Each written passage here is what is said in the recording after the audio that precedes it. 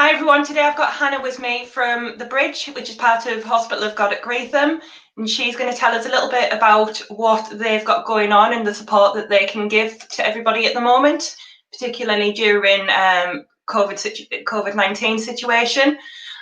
We're trying this technology out for the first time, so it's a bit new, but I understand that if you post a comment, we should be able to see it and we should be able to answer it. So if you've got any questions for Hannah, just drop us a comment and hopefully we'll be able to pick that up.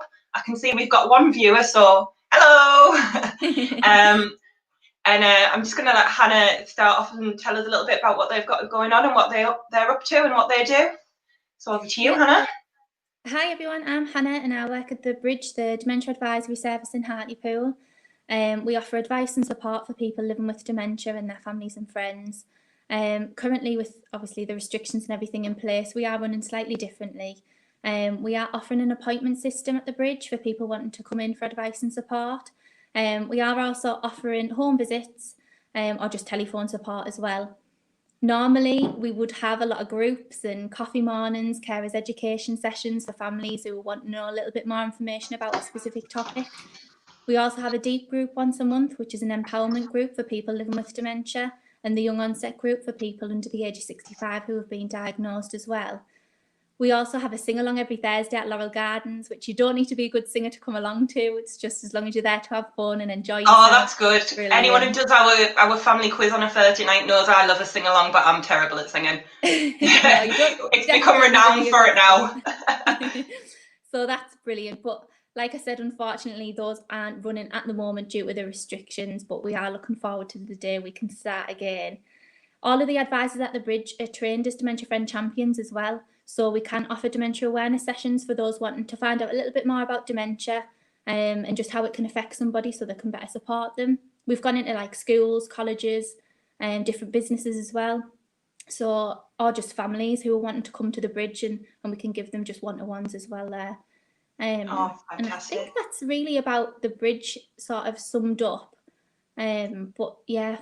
Is there any sort of, do they need to have like do they need to be referred into The Bridge, or can people just come along and just come along? Give us at the moment we are encouraging people to give us a ring to book an appointment, just so we don't have too many people at The Bridge at a time. Yeah, of course. But under normal circumstances, we would say just come and pop in, come and see us. Brilliant. And I can see we've got Ruth watching and we've got Yasmin watching, so hello to both of you. Nice to hear from you. We are opening up questions today, so if you've got any questions whatsoever about The Bridge or about Hospital of God, then just drop them in the comments and Hannah will respond to you. So can you tell us a little bit more about Hospital of God? Yeah, so Hospital of God's the charity really that The Bridge comes under. So it was founded, I think, in 1273, sorry, not 1973, 1273. And it's based over in Greetham. That's where the estate office is. And there's lots of different day services available. So The Bridge is one of them. There's also Hartlepool Day Centre, which again is running slightly differently at the moment, but it is open. They're just encouraging either a morning or an afternoon and people to stick to the same social bubbles. There is family support there as well, which I think is really important. So it's not just the guests that are receiving the support, it's also the families as well. There's also Community Pastimes, which is a one-to-one companionship service in Hartlepool. So it's totally tailor-made to each individual that accesses the service. So whether they just want to go for a walk along the seafront that day, go to a coffee shop, or it's just totally tailor-made to them. They also have a care home, a nursing home, there's almshouses, and there's also services in East Durham as well. So it is a really, really big charity. And they can also offer grants as well to people. Yeah, I know they do a lot of good work within Hartlepool, don't they, with the grant giving. I know there's been a few different charities within the town that have got funding to do some really, really good stuff. Do they do individual grants as well, or is it just charity grants, or? I know they do sort of like individual grants to different groups, because I know the Young Onset group were going to apply for one. So it's not just to like big charities, it can be smaller just groups. Yeah. Oh, the Young Onset is I know they were meeting at the football club, weren't they, I think, before lockdown. My previous job was working for Hartlepool United, so I used to pop in and see them on a Thursday and see the group. So I know they did a lot of different activities. They were doing sort of wreath making and Christmas cards and things like that. So that was lovely. It's such a brilliant group. They they started their own group every Thursday because they wanted to meet up more often, and it's just really flourished the group. It's really brilliant.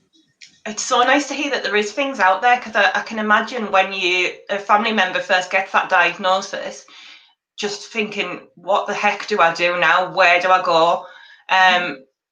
And it's just brilliant to know that there is that support out there for people, and it's just making sure that we know that where to find it, which is what these sort of Talking Tuesdays are all about, to let people in the community know what support is out there, because it is a lonely time. I mean, I know from our point of view, being a carer can be very lonely and very isolating already, and then chuck on top of that lockdown and all of the activities and things being cancelled. It's just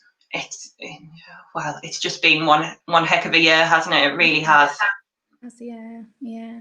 When I think, like, throughout lockdown, we were still trying to support people as much as we could, just over the phone. But again, it's just not the same when you don't get to see No, it's not. the face, is it? No, we've discovered that. We've sort of, in Hartlepool Carers, we've been ringing our most our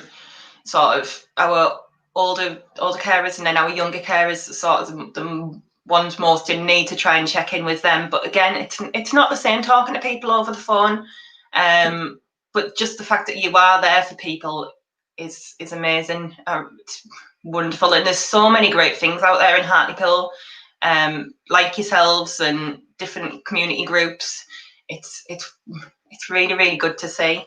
So how many staff members have you got, Hannah? So there's 3 of us. There's myself, there's Christine and Catherine as well.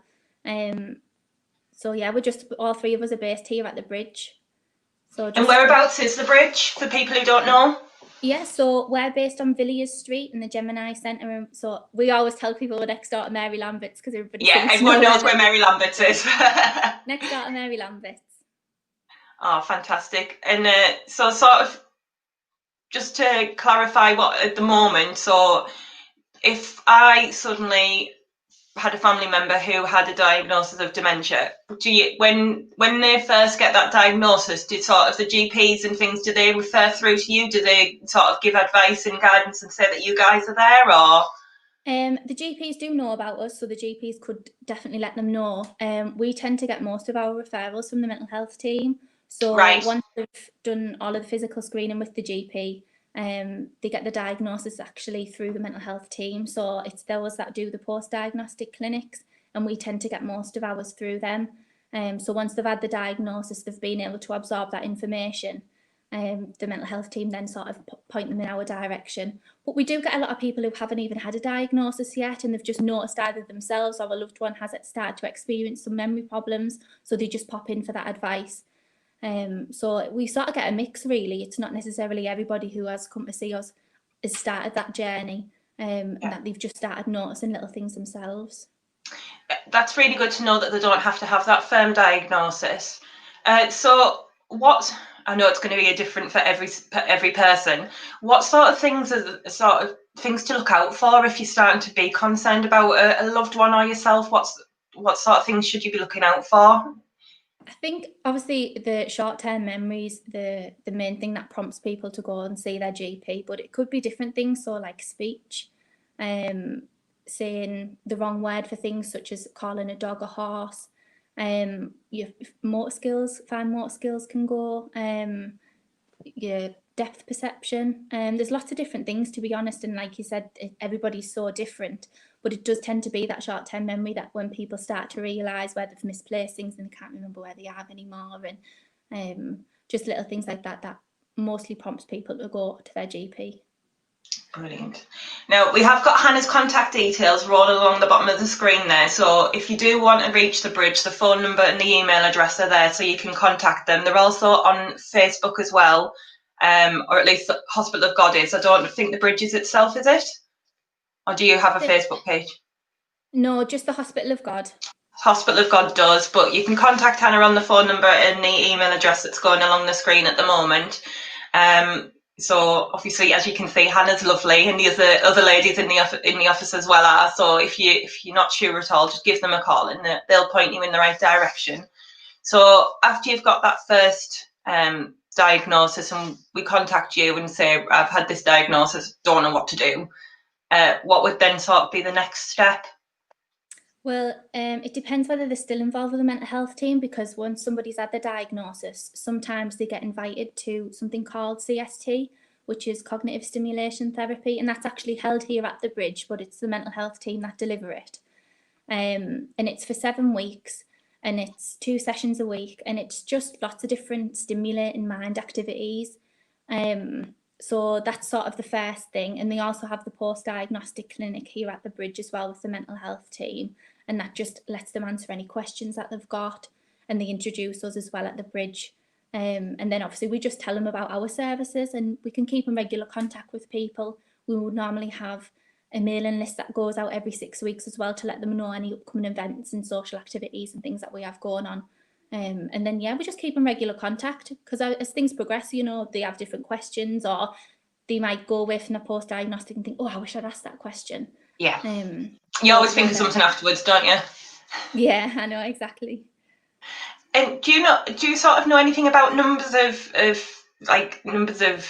people with dementia in Hartlepool? Do you have any sort of information on that? Not really, to be honest, no, because there's a lot of, obviously we have quite a lot of people on our sort of records, but then there's a lot of people in Hartlepool who may not know that these sort of, they're starting with the memory problems and things like that yet, so not really numbers, no. But roughly how many people do you have that you sort of work with at the Bridge? We have pushing about 200 regular contacts. Wow. So, That's amazing, it really is. But there's a lot of people, you know, that just might pop in for one-stop advice, and then that's it, you know, and then they're fine. So yeah, we find that with our carers. What we say is obviously register with us, and then if you don't need us now, that's fine. But you might need us in 6 months, you might need us in 6 years, and just to sort of know that we're there. And that's what we would say as well. Obviously, caring for a loved one with dementia can be very taxing on the carer as well. So once you're registered with the guys over at the Bridge, if you're not already registered with us at Hartlepool Carers, make sure you do register with us as well. And then that's another line of support that we can offer to the carer rather than just the cared for. You can register with us online now, just on our website. We've just got a link on there, so it's not form filling in. You don't have to come in and see us in person. Obviously, we know with people who are caring for somebody, they're being extra cautious at the moment, understandably. They don't want to go and take COVID back into the household if they're caring for somebody who's sort of very, very got to be very careful with. So yeah, can all be done over the phone, over email, and via our website, and then we'll support as well. So it's great having the two teams work together. We do work very closely with the Bridge, don't we, Hannah? Yeah, definitely. I've just been working with Christine at Hartlepool Carers, setting up a life after care group. And we've got a lot of people from the Bridge attending that, so that's really positive as well, of just an example of us working together. Yeah, that's the second week now, wasn't it? I think yesterday, was it? Yeah, it's going really well, so that's a positive. Oh, brilliant! Because obviously there'll be a lot of people who have unfortunately become an ex-carer now over lockdown, and the sort of moved on to that sort of ex-carer role. And I know when we speak to a lot of our ex-carers, because caring has been like such a massive part of their life, and then suddenly it's like, what do I do now? And so to be able to have that group there for them and people who understand what they're going through, I think it's really important. Is there anything else you want to add, Hannah? No, is there anything you think you missed? If anybody's got any questions, any information that they need, then please do just either give us a ring, or the email's on there as well. We're here open 9 till 5, Monday to Friday, so please don't hesitate to contact us if needed. Oh, fantastic. Well, thank you very much for joining us, Hannah. It's been lovely to speak to you. Thanks. No problem at all. And make sure if you do need any support, you do check the guys out at the Bridge, because they are fantastic. And thank you for watching. And if you've got any questions, like you said, you can either get in touch with Hannah, or you can get in touch with us at Hartlepool Carers. And you can reach us on 01429 283 095, or our email is staff@hartlepoolcarers.org.uk. And thank you everybody for watching, and take care, and we'll see you next week with it's the 10 of Cancer Awareness next week. So if you've got any questions that you might want to to ask around cancer awareness, then have a little think and join us next week. Okay, well, take care and stay safe, and we'll see you all soon. Thank you. Bye-bye.